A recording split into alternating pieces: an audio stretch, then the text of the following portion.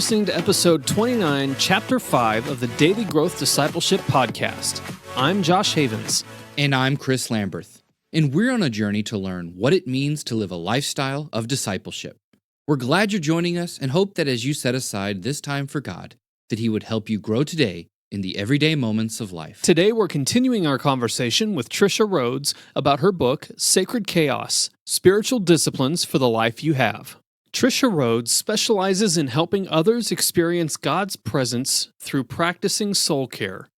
An adjunct professor for Fuller Theological Seminary and author of 7 books, including the acclaimed The Soul at Rest, she's a practiced minister with over 40 years of experience.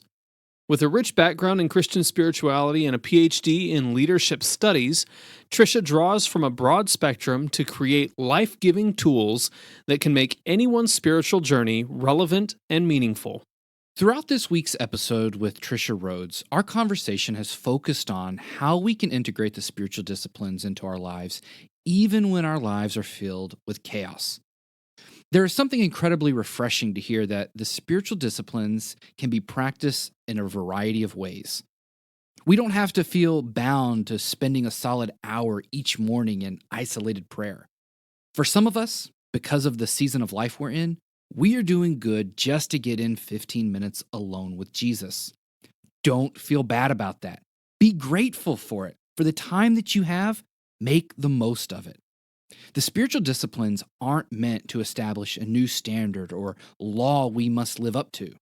They are meant to be practices that help us create space to be with and hear from God, to grow in our relationship with Him. We often miss this point when we talk about the disciplines because that word holds such negative connotations.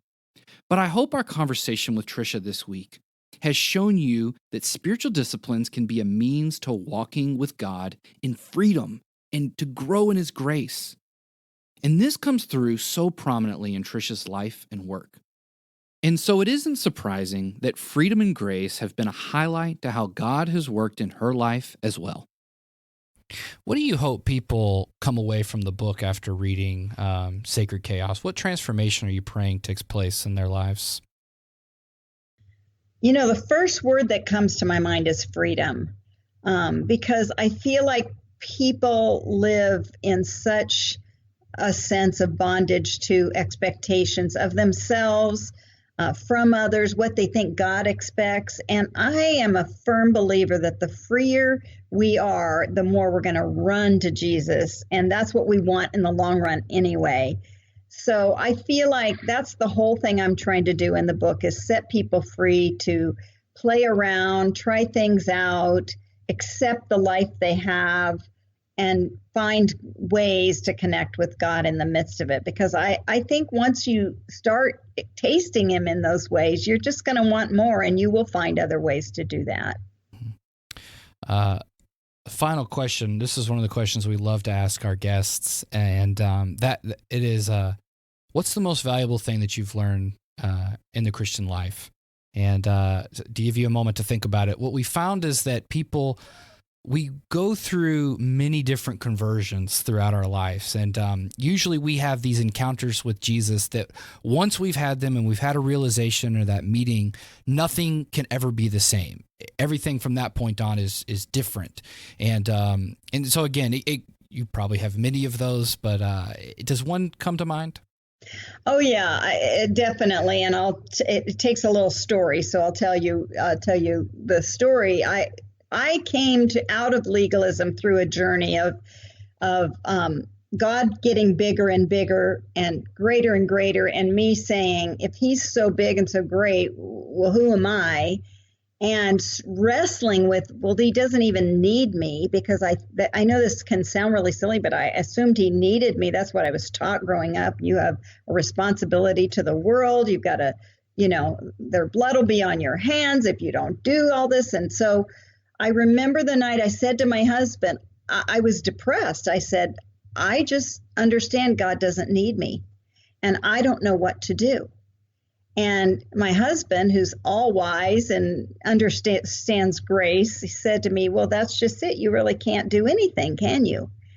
And of course, that made me really mad because I wanted a list. He'd said, well, why don't you try this, this, and this? I would have been happy because that's what I thought I needed.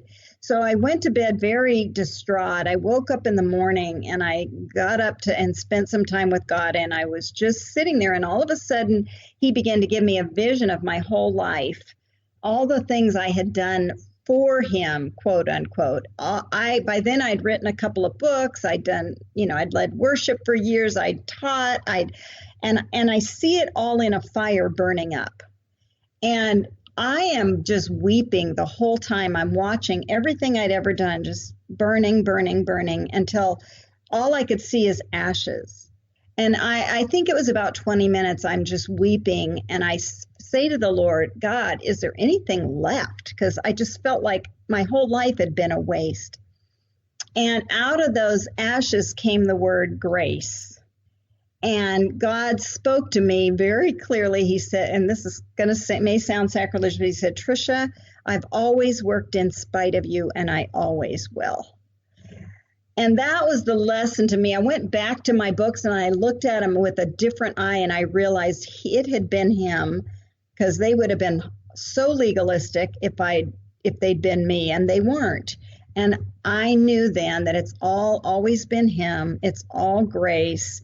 He's going to use us whatever we do or don't do. He loves us. He wants to partner with us to bring about his will in our world. And so that's the freedom I hope I can call people to.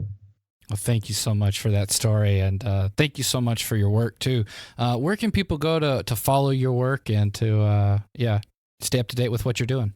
Yeah, so my blog is soulatRest.com, SOULATREST.com. And so that's really the best place to keep up with me. Great. And we will link to that in the show notes. And we definitely highly encourage everybody to pick up a copy of Sacred Chaos on Amazon, wherever books are sold, I'm sure. So it's been a great read. There are so many, just for the experiments alone. Again, she guides you through some excellent exercises. And so even if you don't read the rest of it, which you absolutely should, I've been reading it as a devotional each day. I've just been taking one of the disciplines, and it's just been a great way of reading the book, but you should definitely check it out. It will be definitely worth your time. Tricia, thank you so much for being with us and sharing your heart and your wisdom with us today. Thank you. It's been a blessing. I love what Tricia said. I've always worked in spite of you, and I always will.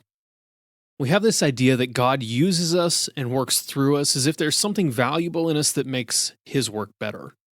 If we truly hold that belief, it means we have some kind of reason to boast in our contribution to God's work.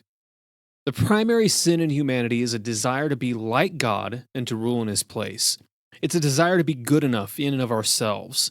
It's a desire to have the glory instead of God.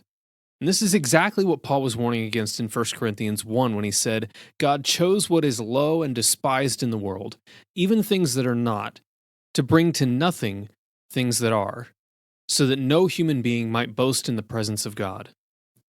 When God works, he gets all the glory, and sometimes we like to think we contribute something to God's work as a way to make ourselves feel valuable, to give ourselves something to boast about, even though we may not label it as boasting. And this really gets to the heart of Tricia's book, Sacred Chaos. We want so badly to be in control and to have nice, ordered lives where everything runs on a schedule, where we practice spiritual disciplines at 6 a.m. every morning without interruptions as we watch the sunrise in perfect quiet. But this is rarely how life works. It's chaotic, it's messy, and it's frustrating. It bumps up against our desire for control, our desire to have something to boast about, and we want that so badly we often miss moments with God in the chaos around us.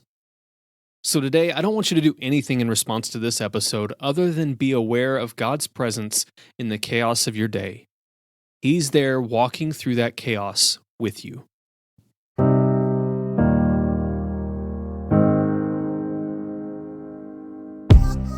How can you create a lifestyle of discipleship?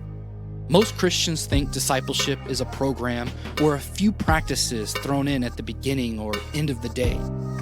but we want to help you create a lifestyle where walking with Jesus throughout the day is not only possible, but natural. And we have a tool that's going to help you do just that. It's called the Daily Growth Journal. It's a guided journal that's going to help you become secure in your identity with God and authentically walk with Him in your daily life. Growing daily in your walk with Christ is possible if you cultivate a lifestyle of discipleship. And the Daily Growth Journal will help you do just that.